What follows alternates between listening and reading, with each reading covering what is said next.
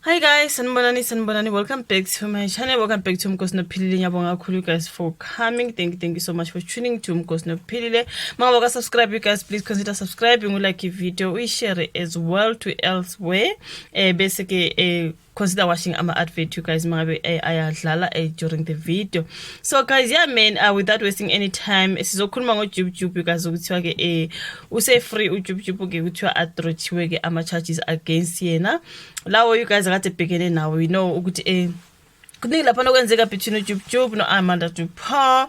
After waya lapha ka podcast and chill wayokhuluma ngodaba lokuthi wayezwana no-Amanda Dupaul, kwenzakani wakhuluma ngama smash and whatever. Acasulo Amanda Dupaul you guys emva kokuthi abukeke lelo hlelo leyo episode you guys wasephuma legcekeni ke ethi ke uJubJub wami dlengula kwenzakalani emveni kwalokho you guys wasekuba khona ke amantombazana ambalwanyana abezile phambili bethi nabo ke kukhona abahlangabezana nako ngesikhathi bethandana noJubJub njengo-Amanda Dupaul.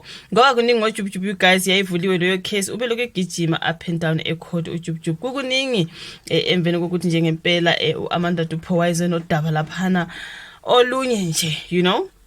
And kwathiwa nayo Kelly Khumalo wayethe uJubJub wamtheni ngesikhathi besathandana. Kwaba khona usisi lo bathi uMasithaba Khumalo kwaba khona futhi udaba think kwathiwa ke ngodadewabo ka-Amanda Dupaul. Kwakuningi ngoJubJub you guys. So yeah man, ubeleko engene ephuma ecourt kupostpone kube kukuningi nje you guys. So ke ngingabona namhlanje ukuthiwa ke use free ubhuti. Lawo ma charges against him were dropped you guys. Kuthiwa ke bathe there is nothing really okumele ayiphendulele lapha necourt. So angazi ngizwe lapha nakayiswelezo ngiyocupha istory bathi uJubJub uphume phambili kwabucayi ade bekwewona into ekanjalo you guys. So umbuso umkhiphile phambili umrapper ke nongumethuli wezinhlelo ze-television uJubJub emacaleni obugebengu abebekwewona obekubala kuwo izinsolo zokudlwengula, ukuzama ukubulala nokushaya kanzima ngolwesine you guys. Ngoba bakhona ogili kaze bethi uJubJub omunye ethi wangiklinya omunye ethi wangithini guys bekukuningi la kade bemsola ngakho.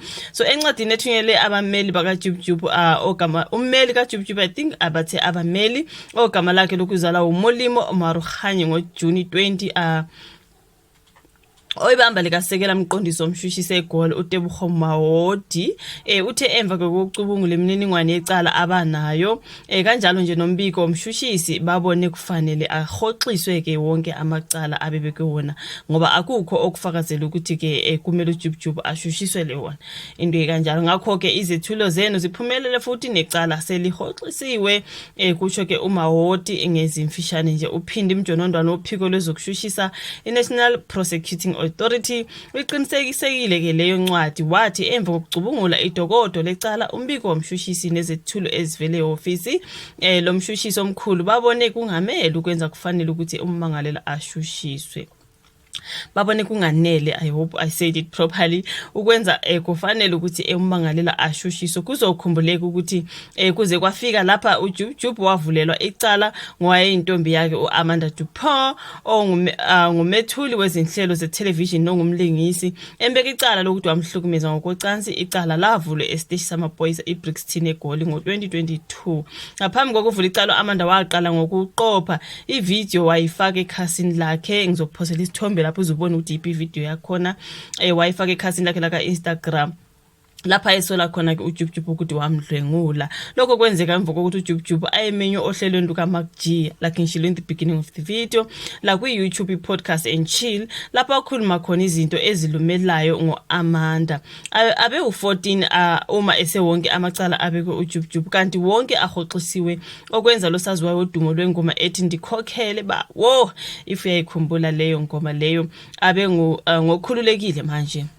So estatementini kaSithumeli abezindaba khona izolo uJubJub ubonge ithimba labameli bakhe ngokumsiza athole engenacala kuwo wonke amacala abebekona. Uthe ukuthola engenacala kwenza khululeke futhi kwehlise umthwalo empilweni yakhe. Ngakho uyabonga kubo bonke ke abameli nayo kuzo zonke lezi zimo akade ebhekene nazo. So yeah, sizwile you guys ukuthi he's now a free man.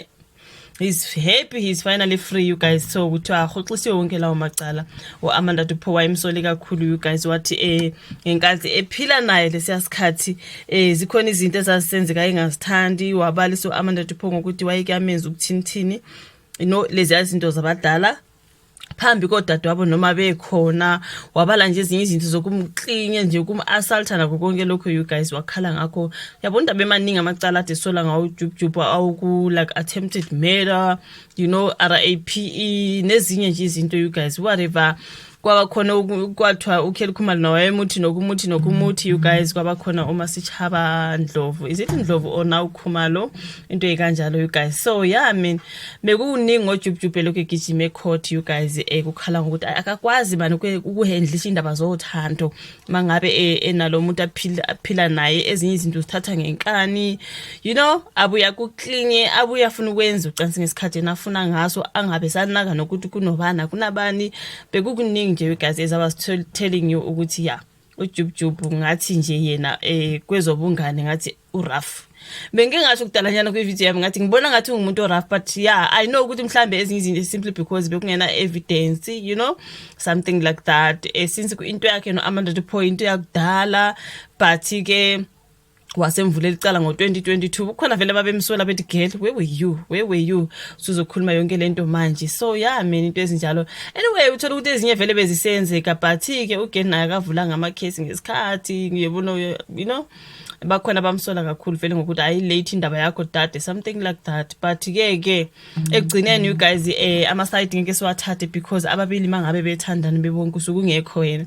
So umunye ethi umethi lo munye umngane wami ungithe wangithi awukwazi wena ukuthatha iside ngoba you were not there ngenkathi bebabili bevalele nekamereni. So ukuthatha ama-side kunzima, something like that. But uJubjub ke wona ahoxisiwe ke wona lawo macala lawo kade accuswa ngawo, something like that. It's a win on Jubjub's side.